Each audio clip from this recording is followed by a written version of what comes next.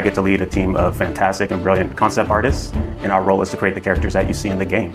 That's everything from the main hero cast you see to the creatures, the gods, and monsters that you come across. The hope is that we get something that feels unique and stands up to the history and legacy of what the God of War franchise has always done. I feel like from the first games, that was a similar approach that they were doing, and that's not always easy.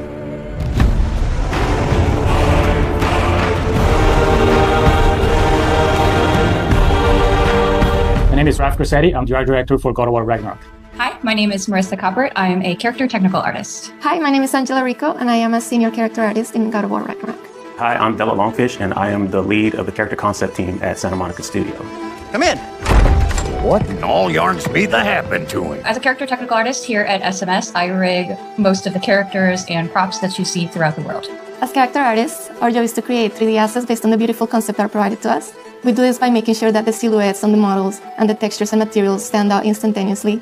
So when you see our characters on the screen, we want you to almost like them immediately or have a connection to them to some extent before even interacting with them. As art director, I get the chance to collaborate with all the departments in the studio, from narrative to viz dev, because we want to make sure the factions feel correct, all the races belong to where they're supposed to be, like all the realms have very specific characteristics about them to make sure it all fits within the God of War universe. Sorry, one more thing. Although, these are gifts I'm giving to you, so I shouldn't be sorry and you should be thankful. Anyways, here, please be careful.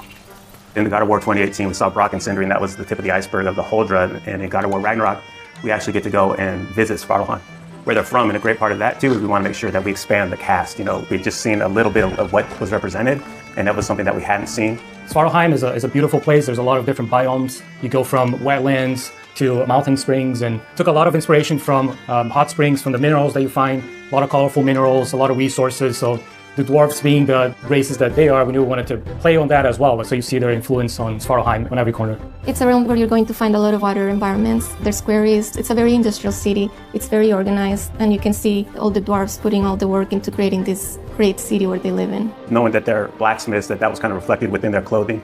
And you see that within the houses, and every inch you want to make sure that both the environments and characters had a cohesiveness that felt like every inch of it felt like it went together and was designed specifically by them. And again, that's something that we haven't seen in some of the other realms and is unique to this characters and their location. And the hope, it all goes together and creates a feeling within a realm that you're excited to see, feels unique, and really creates that sense of wonder where you want to go back.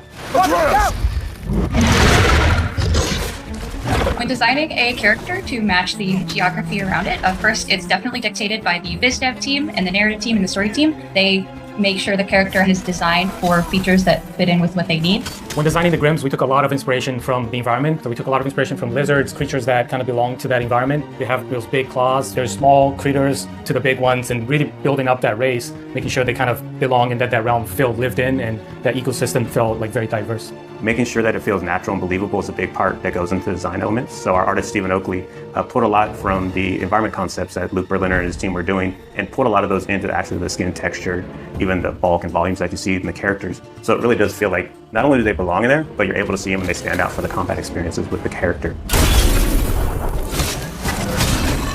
Character design is all about storytelling. In the example of Durling, his design was really tailored to convey his own personality. He's a bookkeeper from Svartalfheim. And because his job demands, he's very organized, he's very rigid, and he's a very play-by-the-rules kind of guy. But then in contrast, you have his friend.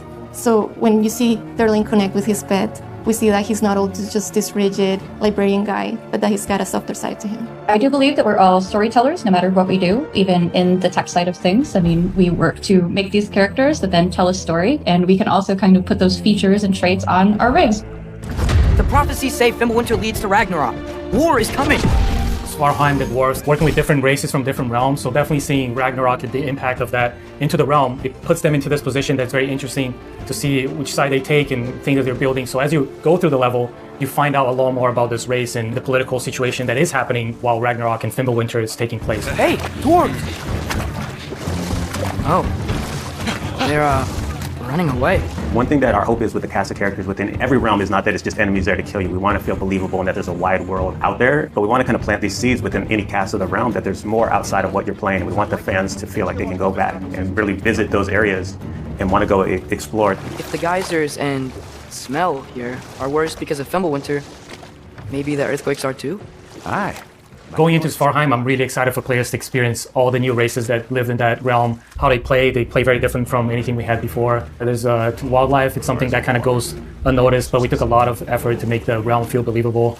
So there's a lot in Svarheim, a lot to explore. I'm really excited for Svartalheim. It is a gorgeous realm. After looking through some of the cinematics and playing some of the cinematics and playing through some of the puzzles, I'm so excited how water plays such a big feature in that realm, and that is so cool. I'm most excited for fans to finally get to see how the dwarves live. Brock and Sindri were fan favorites in the last game, so I think that all the work that we've put into Svartalheim is going to make all the other dwarves shine just as bright as the brothers did. The best part I have is turning on to YouTube and seeing all these callouts and all the attention to detail that the fans pick up on. That's one thing that we keep in mind when we're designing characters, to make sure we do right by the fans. And knowing that all the work we put in will be seen and appreciated. That's not always the case, but our fans just get every little nook and cranny on that. And we love that, and we pack a lot of that in for this new cast, and we hope you guys get the same feeling with God of War Ragnarok.